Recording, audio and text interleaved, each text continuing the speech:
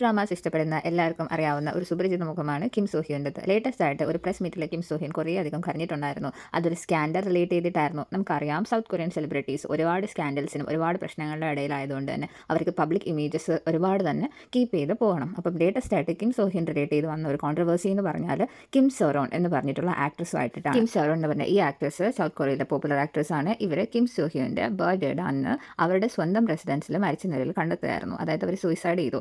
Reason എന്താണെന്ന് പറഞ്ഞാൽ Kim സോറോൺ ഒരുപാട് ഫൈനാൻഷ്യൽ ക്രൈസിസിലായിരുന്നു. അതിൻ്റെ കാരണം എന്ന് പറഞ്ഞാൽ 2022 അവർ മദ്യപിച്ച് വണ്ടി ഓടിച്ച സമയത്ത് അവിടുത്തെ കുറച്ച് ഷോപ്സ് അതുപോലെ തന്നെ ആൾക്കാർക്ക് ഒക്കെ കുറച്ച് ഡിഫിക്കൽട്ടീസ് അപകടം വന്നതുകൊണ്ട് അവരുടെ പേരിൽ കേസ് രജിസ്റ്റർ ചെയ്തിട്ടുണ്ടായിരുന്നു. അതിൻ്റെ ഹ്യൂജ് ഫിനാൻഷ്യൽ ക്രൈസിസ് അവരെ കൊണ്ട് മീറ്റ് ചെയ്യാൻ പറ്റാഞ്ഞിട്ട് അവർ വർക്ക് ചെയ്തിരുന്ന ഏജൻസി, അതായത് ഈ കിം സോ ഹ്യൂൻ എന്ന് പറഞ്ഞ ആക്ടറിൻ്റെ കൂടെ പാർട്ട്ണർഷിപ്പ് ഉള്ള ഏജൻസിയിൽ അവർ ഫിനാൻഷ്യലി ഹെൽപ്പ് ചെയ്തിട്ടുണ്ടായിരുന്നു. ആ സമയത്ത് ഇവർ രണ്ടുപേരും അലിഗേറ്റ് ഡേറ്റിംഗിലാണെന്ന് പറയപ്പെടുന്നുണ്ട്. ഇവർ തമ്മിൽ 12 വയസ്സ് ഏജ് ഡിഫറൻസ് ഉണ്ട്. സൗത്ത് കൊറിയയിൽ എന്ന് പറഞ്ഞാൽ ഇത്രയും വലിയ ഏജ് ഡിഫറൻസ് ഒക്കെ അവർ ഹെയ്റ്റ് ചെയ്യുന്ന കാര്യങ്ങളാണ്. ഒബ്വിയസ്ലി ഗോൾഡ് മെഡലിസ്റ്റ് എന്ന അവരുടെ ഏജൻസി ഈ ഫിനാൻഷ്യൽ ക്രൈസിസിൽ നിന്ന് അവരെ ഹെൽപ്പ് ചെയ്യുകയും ഹ്യൂജ് എമൗണ്ട് പേ ചെയ്യുകയും ചെയ്തു. ആ സമയത്ത് അവർ പറഞ്ഞത് ഞാനിത് കുറച്ച് വർഷങ്ങൾ കഴിഞ്ഞാലും നിങ്ങൾക്ക് പേ ചെയ്യാം, ഞാൻ എങ്ങനെയാണെങ്കിലും അത് പേ ചെയ്തോളാം. അന്ന് ഗോൾഡ് മെഡലിസ്റ്റ് പറഞ്ഞത് നിങ്ങൾ പേ ചെയ്യേണ്ട ആവശ്യം ഇല്ല എന്നാണ്.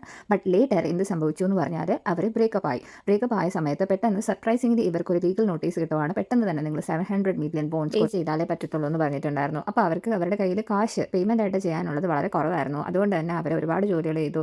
അഡീഷണൽ ആയിട്ട് അവരുടെ കാർ വിറ്റു. അങ്ങനെ എങ്ങനെയെങ്കിലും ഒരു 200 മില്യൺ വോൾസ് സെറ്റ് ചെയ്തിട്ട് അവർ കുറച്ച് പൈസ കൊടുത്തു. പക്ഷേ ഇവർ ലീഗൽ ആക്ഷൻ വഴി മുന്നോട്ട് പോയിക്കൊണ്ടിരിക്കുന്നു. അപ്പോൾ ഇവർ നോർമലി എന്ത് ചെയ്യുക, ഇയാൾ എക്സ് ബോയ് ഫ്രണ്ട് ആണല്ലോ, അതുകൊണ്ട് ഒരു ഹെൽപ്പ് എന്നുള്ള രീതിക്ക് പുള്ളിക്കാരന് ഒരു ലെറ്റർ അല്ലെങ്കിൽ ഒരു മെസ്സേജ് അയക്കുക ചെയ്തു. പക്ഷേ അത് നോ റിപ്ലൈ ആയിരുന്നു അതിൻ്റെ രീതിയിലുണ്ടായിരുന്നത്. അപ്പോൾ അവർക്ക് കുറച്ച് സോഷ്യൽ മീഡിയ അറ്റൻഷൻ കിട്ടട്ടെ എന്നെങ്കിലും വിചാരിച്ചിട്ട് ഇവർ ലേറ്റസ്റ്റ് ആയിട്ട് അവരുടെ ഒരു പഴയ ഫോട്ടോ ജസ്റ്റ് ഒന്ന് സോഷ്യൽ മീഡിയയിൽ സ്റ്റോറി ആയിട്ട് ഇട്ടു. ഈ ഒരു വിഷയം ഗോൾഡ് മെഡലിസ്റ്റിനെ കൂടുതൽ ചൊടിപ്പിക്കുകയാണ് ചെയ്തത്. ഗോൾഡ് മെഡലിസ്റ്റ് ലീഗൽ ആക്ഷൻസ് ആയിട്ട് മുന്നോട്ട് തന്നെ പോകാൻ തീരുമാനിച്ചു. ഇവരെ ബുള്ളി ചെയ്യാനായിട്ട് കിം സോ ഹ്യൂൻ ഇവരുടെ നമ്പർ വരെ റിപ്പോർട്ടേഴ്സിനും മീഡിയാസിനും കൊടുത്തു എന്നാണ് പറയപ്പെടുന്നത്. ഇവർക്ക് കടം വീട്ടാൻ പറ്റാഞ്ഞിട്ട് ഇവർ പിന്നീട് സൂയിസൈഡാണ് ചെയ്തത്, കിം സോ ഹ്യൂൻ എന്ന എക്സ് ബോയ് ഫ്രണ്ട് കാരണം. ഇതിൽ കിം സോ ഹ്യൂൻ ഒരു പ്രസ് മീറ്റ് കണ്ടക്ട് ചെയ്യാൻ കാരണം എന്ന് പറഞ്ഞാൽ 15 വയസ്സിൽ, അതായത് ചൈൽഡ് ആയിരിക്കുമ്പോൾ തന്നെ ഇവരെ ഡേറ്റ് ചെയ്തു എന്നൊരു ഇഷ്യൂ കൊറിയയിൽ വൈഡ് സ്പ്രെഡായി. അന്നയച്ച മെസ്സേജസ് എല്ലാം പുറത്തു വന്നു, മെസ്സേജസ് ലീക്കായി. അതേപോലെ കിം സോ ഹ്യൂൻ നിർബന്ധിത മിലിറ്ററി സേവനത്തിന് പോയ സമയത്ത് ഇവർക്ക് അയച്ച മെസ്സേജസ് പുറത്തു വന്നു. ഇവർ തമ്മിലുള്ള അവർ പോസ്റ്റ് ചെയ്ത സോഷ്യൽ മീഡിയ പിക്ചർ അതെല്ലാം കൂടി പ്രശ്നമായിട്ട് ഇയാളുടെ പബ്ലിക് ഇമേജിനെ അഫക്റ്റ് ചെയ്യാൻ തുടങ്ങി.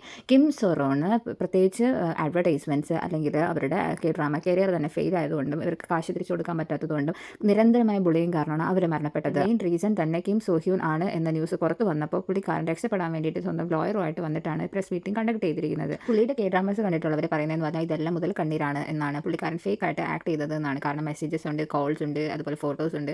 ഇതെല്ലാം വന്നിട്ടും മെയിൻ ഇഷ്യൂ എന്ന് പറയുന്നത് ഒരു ചൈൽഡിനെ ഡേറ്റ് ചെയ്തു എന്നുള്ളതാണ്. ഞാൻ ഇതിൽ പിൻ ചെയ്തിരിക്കുന്ന ഒരു കുഞ്ഞിൻ്റെ കൂടെ ഇയാൾ നിൽക്കുന്ന പിക്ചറിലുള്ള ആ കുഞ്ഞിനെ തന്നെയാണ് ഇയാൾ ഡേറ്റ് ചെയ്തിരിക്കുന്നത്. ഇയാൾക്ക് ഇപ്പോൾ 37 ഇയേഴ്സ് ഉണ്ട്. 2000 ജനിച്ച് 2025 ഫെബ്രുവരിയിൽ ഇയാളുടെ ബർത്ത്ഡേയിൽ തന്നെ മരിച്ച ഒരു ആക്ട്രസ് ആണ് കിം സോറോൺ. അപ്പോൾ ഇയാൾ അത്രയധികം സ്നേഹിച്ചിട്ടുണ്ടായിരുന്നു. അപ്പോൾ നമ്മൾ സെലിബ്രിറ്റീസ് ലൈഫിൽ നമ്മൾ നോക്കുമ്പോഴത്തേക്കും മനസ്സിലാവുന്ന കാര്യങ്ങൾ ഇതൊക്കെയാണ്. അപ്പോൾ നമ്മളും ബിവേറായിട്ടിരിക്കുക, നമ്മുടെ ചുറ്റും നടക്കുന്ന കാര്യങ്ങൾ ഓർത്തിട്ട് ഇങ്ങനെ ഒരു ഇഷ്യൂ നടന്നിട്ടില്ല, ഞങ്ങൾ ഡേറ്റ് ചെയ്തിട്ടുണ്ട്, പക്ഷേ 15 ഇയേഴ്സ് ഉള്ള സമയത്തല്ല എന്നൊക്കെ ഇയാൾ പറയുന്നുണ്ട്. 36 ഇയേഴ്സാണ് പുള്ളിക്കാരൻ്റെ ഇപ്പോഴത്തെ വയസ്സ്. 36 കഴിഞ്ഞ് 37 ആയി. അതേസമയം പുള്ളിക്കാരിക്ക് 25 വയസ്സായിട്ടേ ഉള്ളൂ. അപ്പോൾ കുഞ്ഞുനാളിൽ ഇവർ കണ്ട പരിചയത്തിൻ്റെ ബേസിസിലാണ് പുള്ളിക്കാരൻ അങ്ങോട്ട് പോയി പ്രപ്പോസ് ചെയ്ത് ഡേറ്റ് ചെയ്യാൻ തുടങ്ങിയത്. എന്നിട്ട് കഷ്ടപ്പെട്ടിരുന്ന ഒരു സമയത്ത് അങ്ങ് കൈവിട്ട് കളയുകയും ചെയ്തു. അപ്പോൾ ഇതാണ് ഒരു ഹ്യൂമൻ നേച്ചർ എന്ന് പറയുന്നത്. അപ്പോൾ നമ്മൾ ഇതെല്ലാം മനസ്സിലാക്കിയിരിക്കുക, നമ്മൾ ഇങ്ങനത്തെ ചതിക്കുഴികളൊന്നും വീഴാതിരിക്കുക. ഫാൻസിന് വേണ്ടിയിട്ട് മാത്രം ഈ വീഡിയോ ചെയ്തതാണ് കേട്ടോ.